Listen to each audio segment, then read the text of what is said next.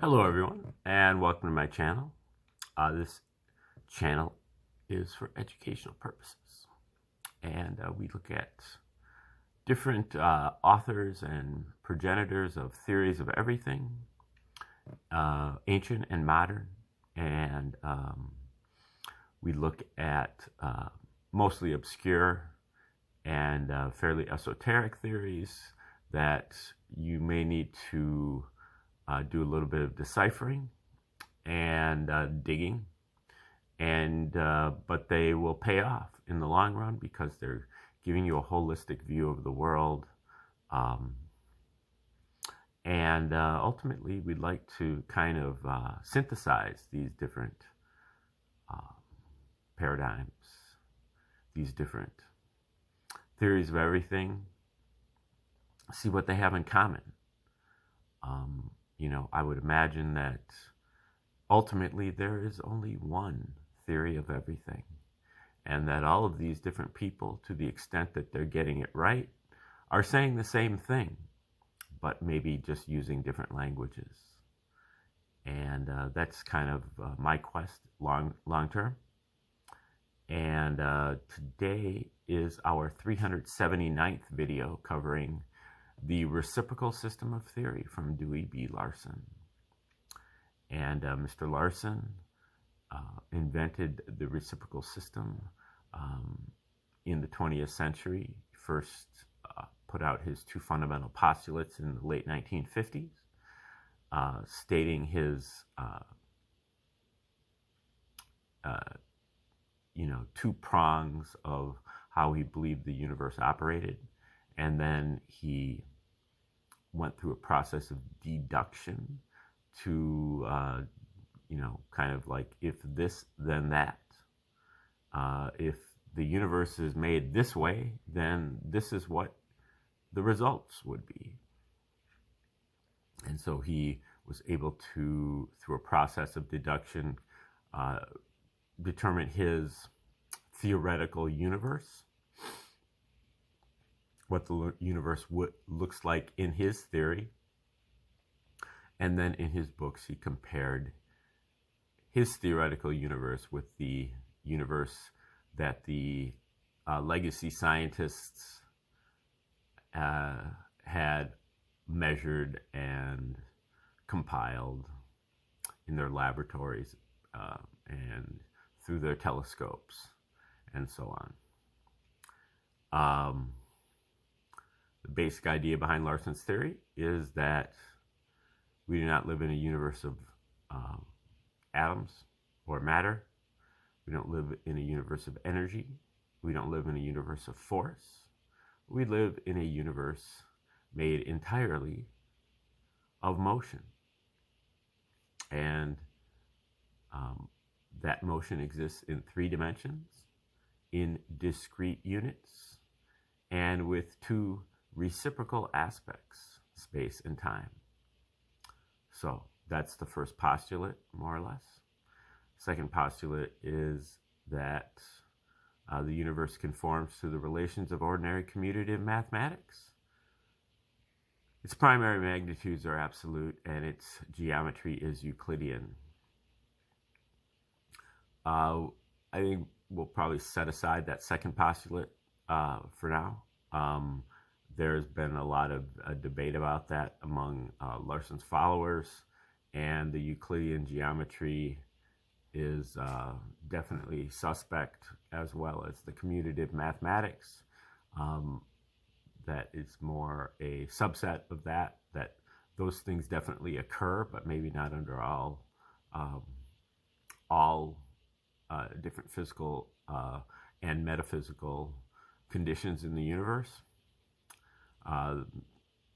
The Euclidean geometry doesn't work well once you kind of get beyond the physical universe, and really even beyond the 3-dimensionality of what he calls coordinate time and coordinate space.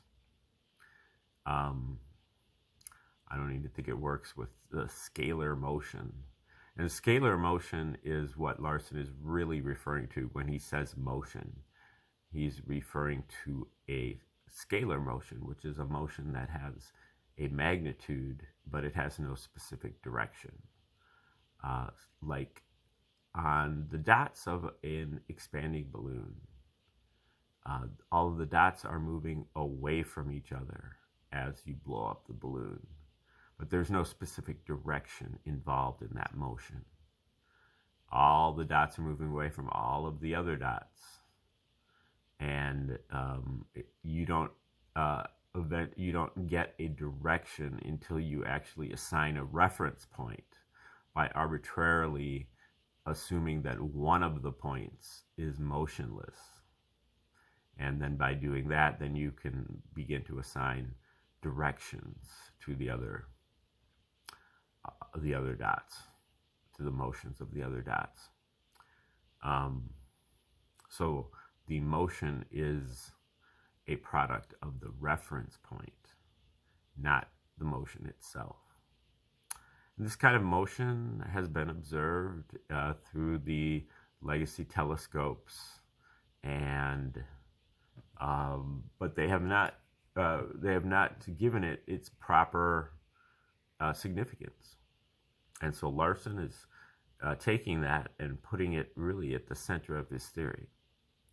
So the universe is made out of scalar motion, and motion is the relationship between space and time. Space and time are reciprocals of each other. They do not exist separately. They only exist together in motion. You can abstract one out of it, but that is basically you're stopping the clock and, stopping the motion. And so you can do that for measurement's sake, but you're not really part in the universe anymore once you do that. Not in the universe of motion. And motion is basically a fraction with space or time as the numerator and time or space as the denominator. And space and time have identical qualities, except they are in inverted order. And space and time exhibit both a coordinate aspect, 3 dimensions of space, 3 dimensions of time, because they have identical qualities. And they also have their scalar aspect, clock space and clock time. The clock is always getting later and later and later, but in no specific direction. Space is always getting farther and farther and farther apart, but in no specific direction. Space and time are both quantized, as is motion. So there is a minimum unit of space that you must have in order to have space, and there is a minimum unit of time that you must have in order to have time. If you have exactly 1 unit of time, 1 unit of space in 1 unit of time, you have the speed of light, which Larson refers to as unit speed. 1 over 1 equals 1. And this unit speed is the center, or the 0 point, or the null point, or the reference point, or the ether, the origin, the state of rest of Larson's universe of motion. So if you have a universe of motion and you have absolutely nothing, then you have motion outward at the speed of light in all directions. And in order to accept the reciprocal system, you have to be able to accept motion without anything moving. Motion precedes anything that might be moving. And in fact, anything that might be moving is motion itself. Matter in Larson's system is time to the 3rd power over space to the 3rd power. All scientific entities are merely relations between space and time. Time as the numerator, or time or space as the numerator, and space or time as the denominator, with the income in multiple dimensions. So you have speed is space over time, energy is time over space, acceleration is space over time to the second power, force is time over space to the second power, magnetic flux is time to the second power over space to the second power, pressure is time over space to the fourth power, and so on and so on and so on. So this serves as a very good check for Larson's system. Look at some of our classical equations and see how things work out. Now today we're going to start an article that was written by Mr. Larson back in the day, and I love reading Larson for one reason. One reason that I love reading Larson is that he is an astute historian of science. He uses the scientists' own words many times to convict them of really not knowing what they're talking about, or really going through some shady processes to prove their theories or prove their point of view, and it very much exposes the legacy scientists for any number of things. Now, I'm not anti-science, but I'm just, in fact, I would consider myself to be pro-science, but science needs to be done according to a certain level of discipline, and in particular in the 20th century, I think, and the 21st century, we've gotten away from that and have slipped into using our emotions more to indicate science. And as the proverbial statement is, you can't really, the fact that it's raining out is not not something that you can take offense to. It just is. The fact that there was an earthquake is not something that you can be offended by, something that your emotions can, the facts are the facts, and we have to deal with the facts that we have, and we have to work with those.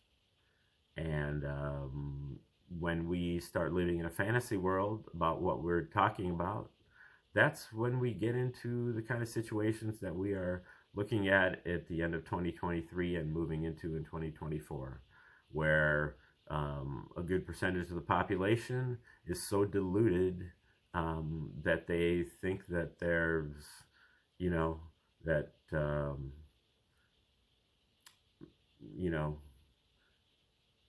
men are women and women are men, and you can pretty much identify whatever you identify with is what your reality is, and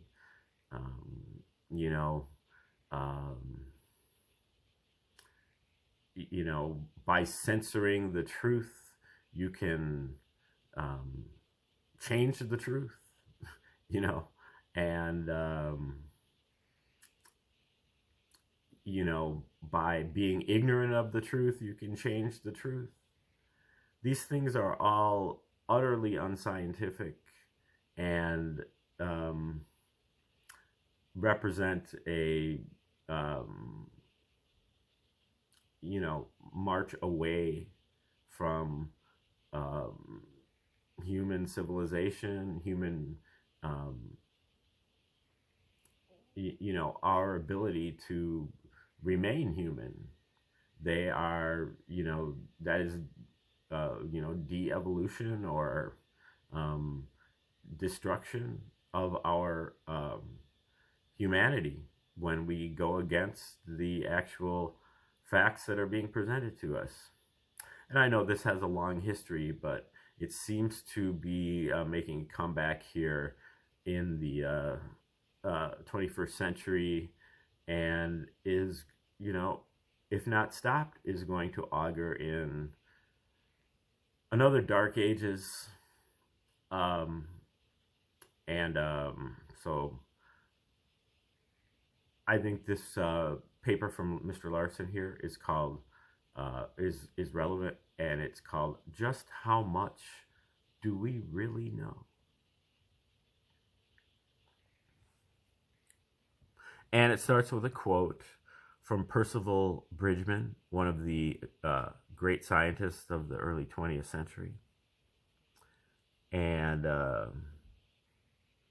he says, "But it seems to me that our present theories, even the successful ones, are not yet constructed so completely in accord with sound principles, but that in this day and generation, criticism is a most necessary and useful enterprise for the physicists." Okay, end quote. Starting with Larson here. Physical science stands today in a highly anomalous position. On the one hand, no branch of knowledge has ever occupied a higher place in general public esteem. Now, keep in mind that Larson wrote this paper, I don't know the date, but he died in 1990, so it's at least 33 years old. It's probably 40-some years old. Okay, on the other hand, no branch of knowledge has ever occupied a higher place in general public esteem. The spectacular way in which the abstract ideas of the theoretical scientist and the discoveries of his colleagues in the laboratories have been applied to the fashioning of ingenious devices that have dramatically changed the whole world picture has made a profound impression on the man in the street, and the word scientific has acquired an unparalleled prestige. To some degree, at least, these sentiments are shared by the rank and file of the professional scientists, and the confident words, "we know," and sometimes "we now know," continually echo and re-echo through the halls of learning. But this unbounded confidence is completely lacking among the insiders of the profession, the relatively small group of theorists who bear the burden of keeping scientific theory equal to the growing demands upon it. Demands which continually become more urgent as the pace of discovery quickens in the laboratories and in the observatories. These men make no secret of their dissatisfaction with present-day theory and their grave concern over the future of physical science.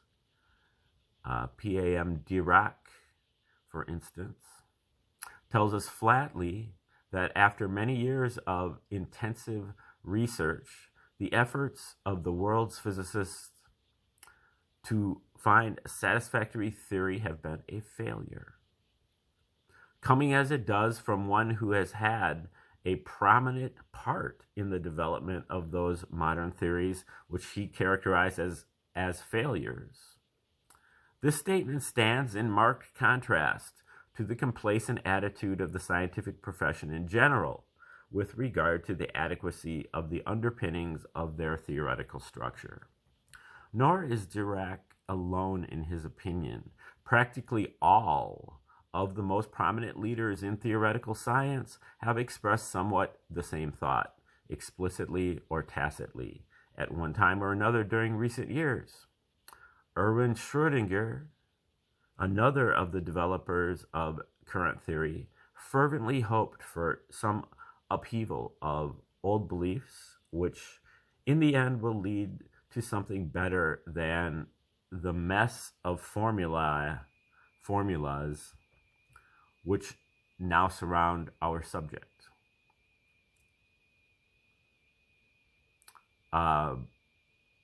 Bridgman aimed many a sharp barb at the most cherished doctrines of modern science. Is this honestly a very impressive performance, he asks, referring to wave mechanics? Is it not exactly the sort of compromise that we should have predicted in advance would be the only possible one if it should prove that we were incapable of inventing any vitally new way of thinking about small-scale things? He asks. And he sums up his impressions of the general theory of relativity in these words, quote, "It seems to me that the arguments that have led up to the theory and the whole state of mind of most physicists with regard to it may someday become one of the puzzles of history." Even Werner Heisenberg, whose attitude toward present-day theory is particularly sympathetic because of his close personal identifications with some of the outstanding features of the system of thought currently in vogue, reveals his true appraisal of the existing situation when he admits, quote, "It is obvious that at the present state of our knowledge, it would be hopeless to try to find the correct theory of elementary particles," end quote.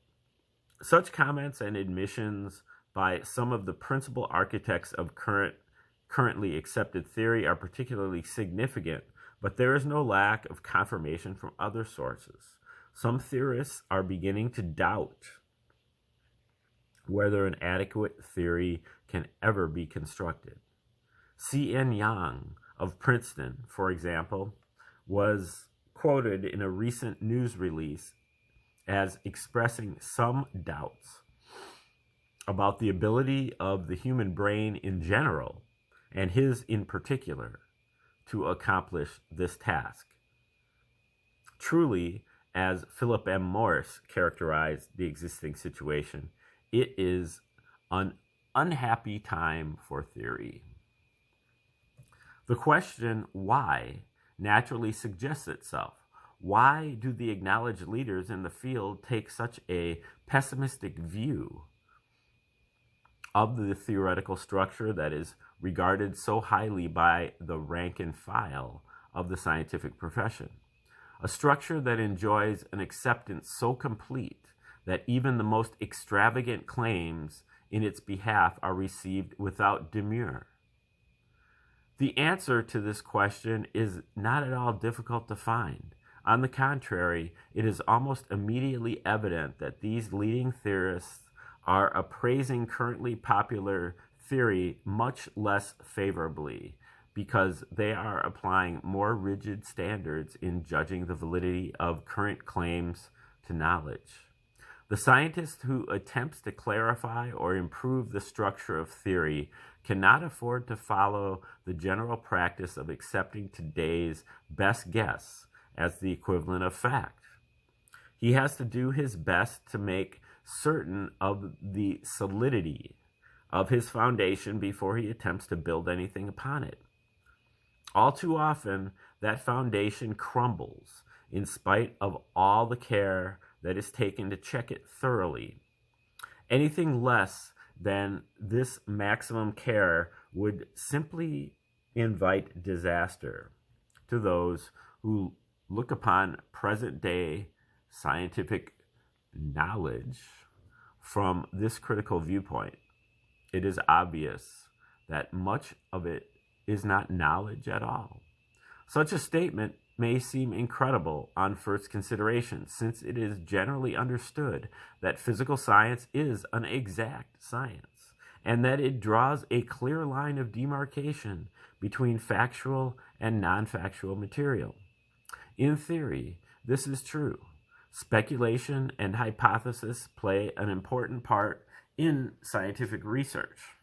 But the products of such activity are not supposed to be considered in any way authoritative unless and until they are verified by experiment or observation.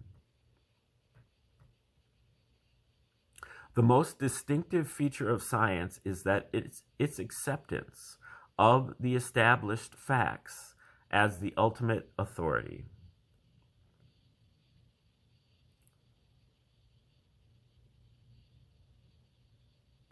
As it happens, however, scientists are not only scientists, they are human beings.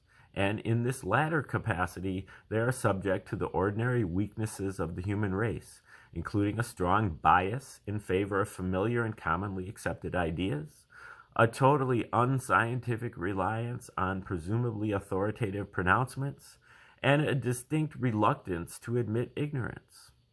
All of these add up to a marked tendency to regard general acceptance as equivalent to proof, a tendency that has the effect of diluting the firmly established factual material of science with a larger admixture of matter of an unproved and uncertain character. It is generally conceded that physical science is faced with a difficult and formidable task in readjusting its basic concepts to enable overcoming the obstacles that now stand in the way of further progress. Here are some of the recent comments on the subject from J.R. Oppenheimer. It is clear, quote, "It is clear that we are in for one of the very difficult, probably very heroic, and at least thoroughly unpredictable revolutions in physical understanding." To physical theory. From Freeman J. Dyson, quote, "For the last 10 years, it has been clear to most physicists that a basic conceptual innovation will be needed in order to come to grips with the properties of elementary particles." End quote. From David Bohm, quote, "Moreover, physics is now faced with a crisis in which it is generally admitted that further changes will have to take place, which will probably be as revolutionary compared to relativity and quantum theory as these theories are compared to classical physics."